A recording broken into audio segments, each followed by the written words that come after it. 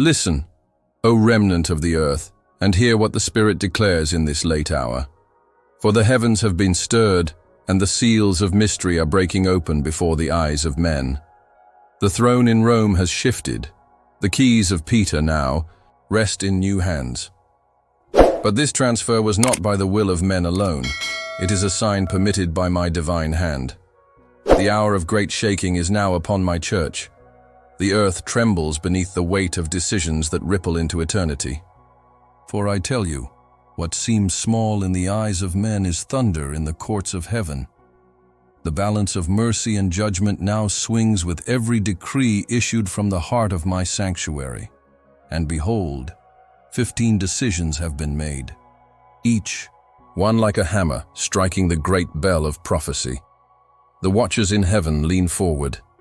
The ancient adversary trembles. The bride of Christ enters the furnace of purification. The time is near. In the year 2025, on the 8th day of May, the conclave doors closed once again beneath the towering dome of St. Peter's Basilica. But this time, the winds of history carried the name of a man few expected, Robert Francis Prevost, now enthroned as Pope Leo XIV. He is the first of his kind, born of American soil, a son of Peru, and a shepherd of the Augustinian order, called to lead the battered bride of Christ in the twilight of this age. Yet behind the white smoke that rose into the Roman sky, unseen battles raged. The powers of this present darkness collided with the angels of light. The conclave itself was not merely political, it was a confrontation in the spirit realm. Factions of compromise and factions of faith, secret alliances and whispered threats, as the Council of Darkness sought once more to place its pawn upon Peter's chair. But heaven permitted this man, Pope Leo XIV, for purposes few yet comprehend. Now, as he takes his first deliberate steps, his every word sends tremors through the marble halls of the Vatican. The world sees his diplomacy, speaking boldly to President Vladimir Putin, urging peace in Ukraine. But what they do not see is the weight behind these conversations. For, even as he pleads for peace, the war drums of Ezekiel's visions beat louder. The angels record these meetings as warnings of what draws near upon the earth. He walks through the gardens of Castel Gandolfo, where once popes sought rest. But this pope does not seek leisure. He knows the storm forming over the church. The summer palace now stands as a symbol, a place once filled with quiet, now overshadowed by the roar of global convulsions soon to erupt.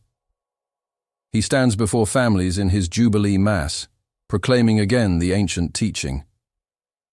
That marriage remains between one man and one woman, yet even as he speaks, demons of lawlessness gnash their teeth, furious that the ancient order still finds breath upon the lips of Peter's successor.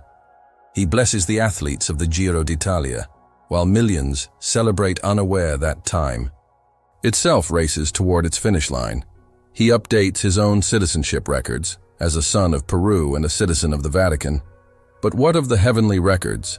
For the book of life is being readied, and soon names shall be written or blotted forevermore. But beneath these early gestures lie the decisions that now cause the very foundations of the Vatican to quake. Among them, 15 rulings, each one opening doors of both mercy and fierce division within the Church. Some see these as reforms of balance, others see them as dangerous provocations to ancient forces hiding within the Curia. But heaven sees them as steps in the unfolding purification decreed by the Most High. Around him, the spiritual pressure grows. Cardinal Luis Antonio Tagle, the Eastern diplomat, moves like a quiet current. He calls Pope Leo XIII a missionary shepherd who leads by listening. Yet beneath these words swirl conflicting loyalties, for Cardinal Tagle stands as both a bridge and a battleground. One foot in the continuity of Francis, one foot near the fires of future compromise. The Council of Darkness whispers his name often, yet even now the hand of God tests his heart. He honors Francis with a rosary, but the war for the soul of the Church grows hotter. He receives the title of Albano, the very suburbicarian see once held by Pope Leo XIV himself, a sign, a passing of unseen authority, and perhaps a positioning for greater spiritual confrontations ahead. Cardinal Robert Sarah, the Lion of Africa, still thunders though his public office has passed. Heaven has not forgotten his cry for reverence, for truth, for sacred worship. Now appointed as envoy to the 400th anniversary of St. Anne's apparitions, he carries the weight of intercession for the suffering bride of Christ. Even as false rumors swirl of secret appointments and hidden powers, Cardinal Sarah remains a watchman. He knows that the greater battle is not in titles, but in the purity of the altar and the obedience of the faithful.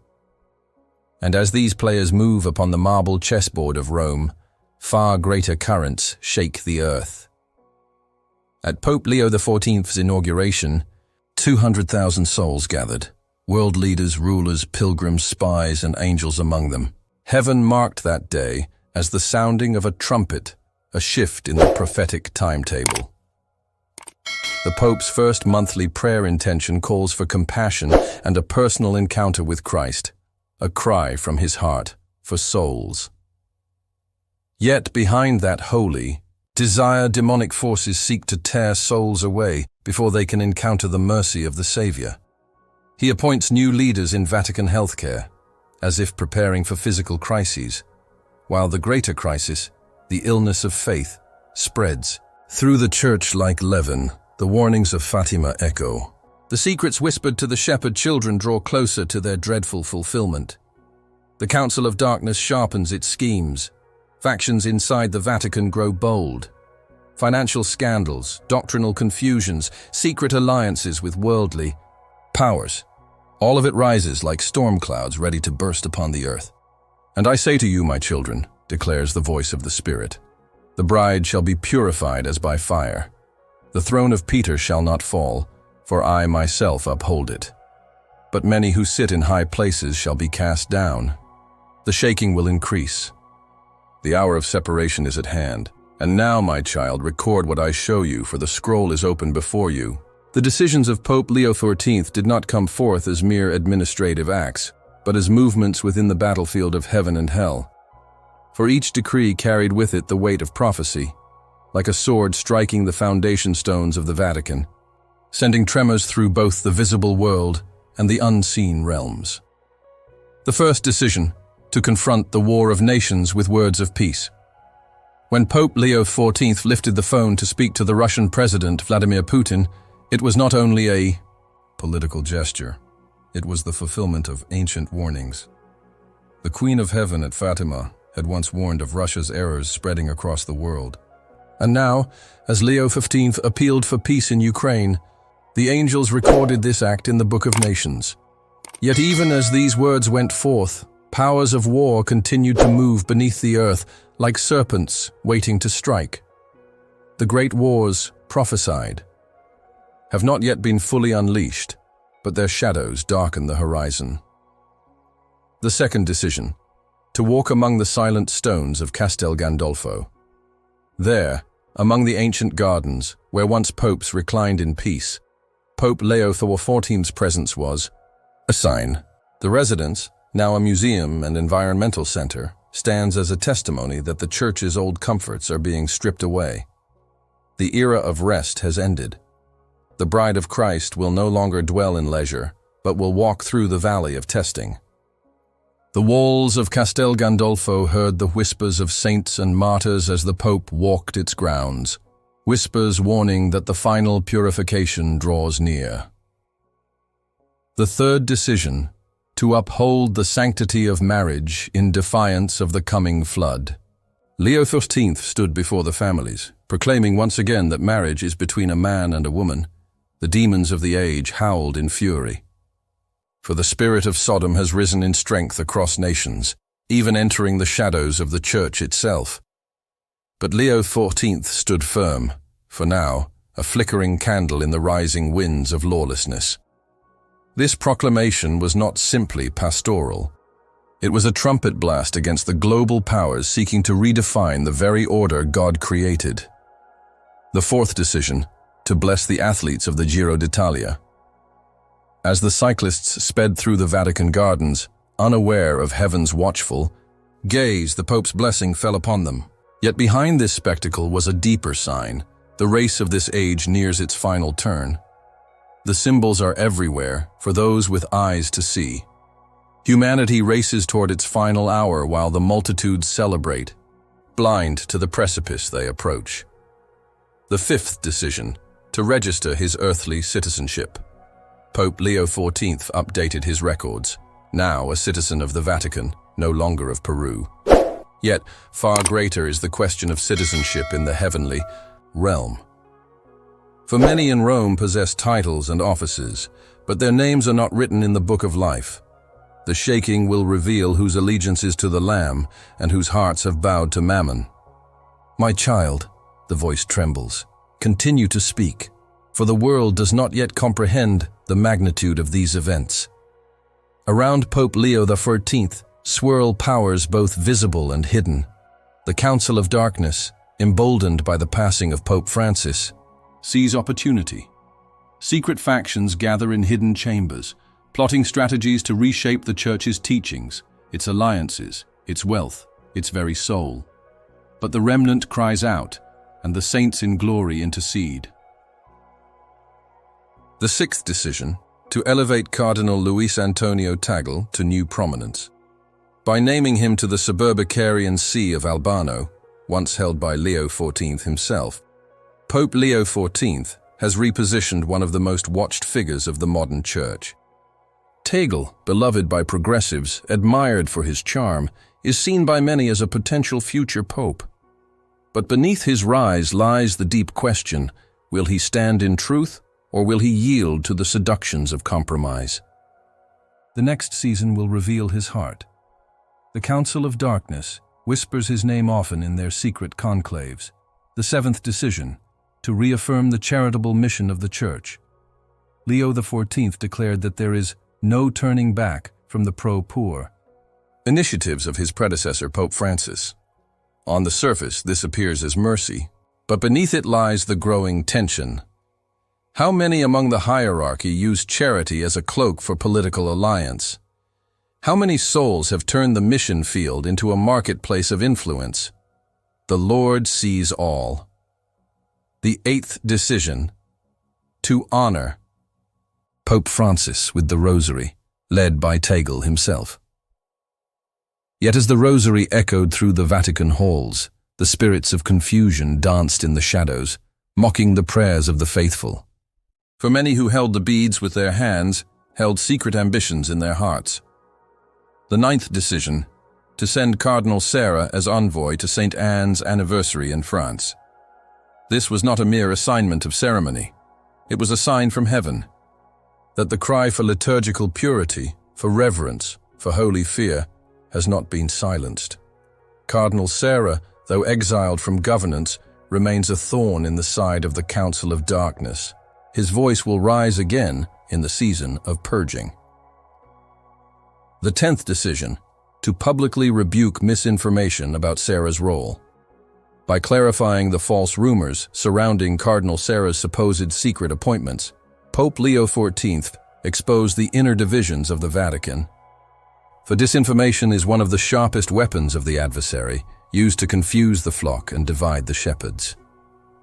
The 11th decision, to oversee his grand inauguration before 200,000 witnesses. The multitudes gathered beneath St. Peter's Dome did not realize the significance of what they witnessed. Kings of the earth looked on, some with reverence, others with suspicion.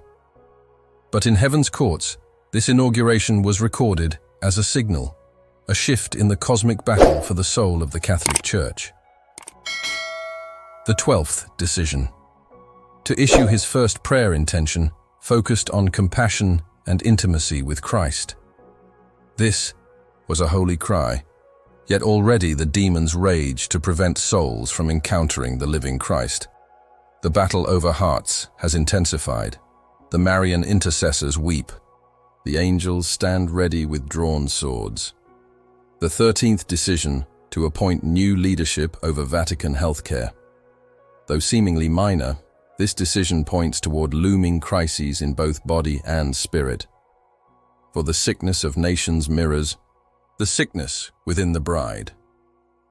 False shepherds have poisoned the waters.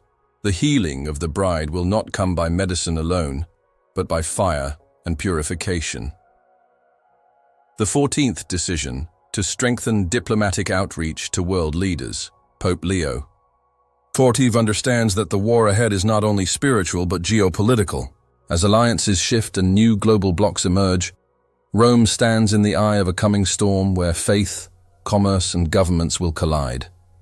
The Vatican itself is being courted by dark powers offering partnership but demanding compromise. The 15th decision, to delay rapid reform and adopt deliberate discernment. This is perhaps the most dangerous and yet the most strategic choice. For the Council of Darkness grows impatient. They seek swift change, but Leo XIV walks carefully, knowing the traps laid before him. His hesitation frustrates those who plot from the shadows, buying precious time for the remnant to intercede. And, "Now, my child," the voice whispers like thunder, "the purification accelerates. The time of ease has ended. The shaking shall grow violent. The bride of Christ shall pass through fire. The financial scandals that remain hidden shall be exposed. The betrayals within the curia shall rise to public shame. False shepherds will fall suddenly, and voices once silent shall be raised up with holy boldness, even now. The spirit of the Antichrist observes from afar, seeking his hour of manifestation. The beast prepares his systems. The world races toward a false peace. And within the Vatican, the war for truth surges like a raging river beneath ancient stones. "Cry aloud, O watchman," the Spirit declares. "Warn my people, the days of comfort have passed. The hour of decision is at hand. The bride must be made spotless. The shaking shall not stop until the pride of Rome is broken and the pure remnant remains standing beneath the shadow of my cross." Write, my child, for what I am about to reveal is not for the faint of heart, but for those who tremble at my word. As Pope Leo XIV walks the sacred halls of the Vatican, few understand the magnitude of the forces arrayed around him. Behind every marble column, behind every crimson curtain, ancient spirits plot and whisper. The halls echo, not only with the chants of the faithful, but with the silent conspiracies of wolves in shepherds' robes. The Council of Darkness, a shadow network of compromised clergy, secret financial cartels, and political infiltrators, continues their age-old work to corrupt the bride from within. They offer alliances with governments, partnerships with the enemies of the cross, and seductive promises of worldly relevance, while poisoning the doctrine handed down from the apostles. "And yet," saith the Lord, "I have not left myself without witnesses. Hidden within the church are the silent saints, the nameless, faithful priests, nuns, intercessors, and laity who weep before my altars. They carry no titles. Their names are not written in the newspapers of men, but in the book of remembrance before my throne.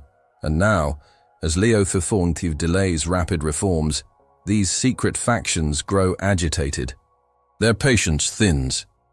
They have long prepared their agendas, new synods to redefine morality, new alliances with the powers of global finance, and secret dialogues with those who serve the coming beast. They had hoped to sweep these changes into place swiftly under the banner of progressive mercy. But the deliberate pace of Leo XIV frustrates them. The Holy Spirit has placed restraint upon the floodwaters, for now. "Do you not see, my child?" the voice speaks. "The shaking is both mercy and judgment.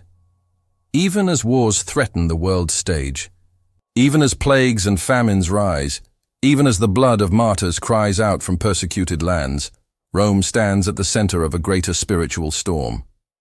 The Vatican, both palace and battlefield, now becomes the fulcrum where prophetic events pivot. But soon the hedge will be lifted. Soon the first great exposure will come. A great scandal shall burst forth, one hidden for decades beneath layers of bureaucracy and silence. Financial corruption shall be uncovered, involving men of great power whose names once inspired trust. Secret funds, misused offerings, and dark financial partnerships will be laid bare before the eyes of the world. Many who wore white robes shall be led away in disgrace. The media shall circle like vultures. The faithful shall be shaken, for their trust will have been shattered. Do not be dismayed, my children, saith the Lord, for I expose not to destroy my bride, but to cleanse her. The hour of public shame is the hour of private mercy for those who repent. In the wake of these revelations, division shall explode within the episcopate. Some cardinals shall demand radical reforms, not toward holiness, but toward deeper compromise. Others shall cling to the deposit of faith handed down from Peter and Paul. Secret meetings will be held. Factions shall form openly. Accusations shall fly between bishops. The words of Our Lady of Akita shall ring true. The work of the devil will infiltrate even into the church. Bishop will oppose bishop, cardinal against cardinal. Woe to the shepherds who scatter my flock, the Lord thunders. The third strike will shake the papacy itself. A moment will come, sudden and unforeseen, where an attempt will be made to manipulate the papal office itself. Forces outside the Vatican, globalist elites, foreign powers, and hidden financial lords will attempt to corner the Holy See into public concessions. Pressure shall rise upon Pope Leo XIV to issue documents that redefine doctrine. Threats, blackmail, and whispered promises will surround him like venomous snakes. The prayers of the remnant shall be critical in this hour. Pray for my vicar, saith the Lord, for the days of his greatest testing approach. If he stands firm, I will strengthen him. If he yields, the tribulation will accelerate. As these events unfold, signs shall appear. There will be a great astronomical event, one not expected by the scientists. A celestial anomaly will shock the nations. The moon shall be struck with a redness like blood, and strange lights shall fill the skies of Europe. Many will tremble and wonder. The faithful will know. The time of sorrows draws nearer. Did I not promise signs in the sun, moon, and stars? The Lord declares. The final strike of this cycle will be spiritual famine. The sacraments will be restricted in many lands. Public masses will face new obstacles. Confession will grow scarce. False teachings will spread like wildfire. Many parishes will close under financial collapse. The Eucharist itself will be profaned in places of rebellion. But my remnant shall shine, saith the Lord. Even in caves, even in homes, even in hidden places, my true bride shall worship me in spirit and in truth. The epic conclusion of this prophecy, and then the moment will arrive. Rome will stand at a precipice not seen since the days of the Great Schism. The cry for an illegitimate council will rise. There will be voices calling for a new Catholicism, one fully merged with the global order. They will call it unity. They will call it tolerance. But it shall be the doorway of the beast. Yet in that very hour, when it seems the church will collapse, the hand of the Almighty shall move. The hidden remnant will rise. Holy priests, once silenced, shall stand. Brave bishops, filled with the fire of Pentecost, shall preach. The Marian army of prayer warriors will wage fierce spiritual battle. The triumph of the Immaculate Heart will ignite. For I shall not abandon my bride, declares the Lord of hosts, but I will refine her. She shall be dressed in white, cleansed by fire, and when the Antichrist rises, my bride shall stand radiant, awaiting the coming of my Son. And to all who hear this word, says the Spirit, the shaking has begun. The bride is entering her final purification. The days of comfort are over. The battle for the throne of Peter is not over doctrine alone. It is for the very soul of the earth. Watch, pray, and be ready, for what comes next shall astonish the world.